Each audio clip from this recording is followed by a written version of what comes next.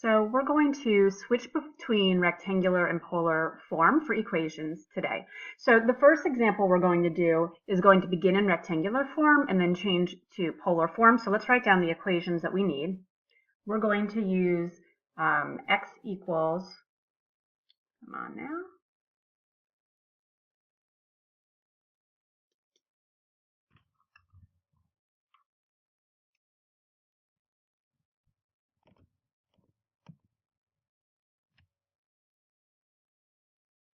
All right, x equals r cosine theta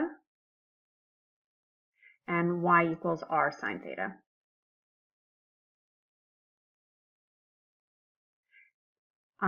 Okay, so the equation that we're going to begin with is x squared plus y squared, oops, not equals, minus 2y equals 0.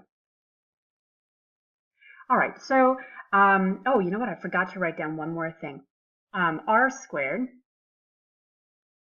equals x squared plus y squared. That's important. It's important because if you look on the left side of the equation, look at what we've got right here. X squared plus y squared is r squared. So we've got r squared minus 2y. The value of y is r sine theta. Like that, equals 0. And then we're obligated to get this so that r is by itself. So what I'm going to do is factor out an r. So I've got r times r minus 2 sine theta equals 0. And if I solve it, I get r equals 0 and r minus, or r equals 2 sine theta. So this first part where it just says r equals 0, that is the pole right here. And that's actually included in our second equation. So this is extraneous, meaning we got the solution, but we don't need to write the solution because it's all part in here. So that would be my final answer, r equals 2 sine theta.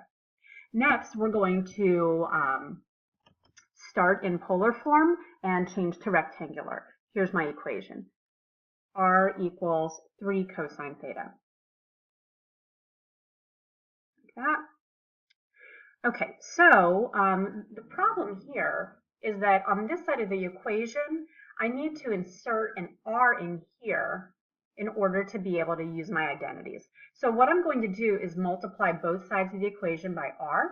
So r squared equals 3r cosine theta. R squared is one of our identities, x squared plus y squared. And on the other side, I have 3 times x. So I've done it. My equation is now in rectangular form.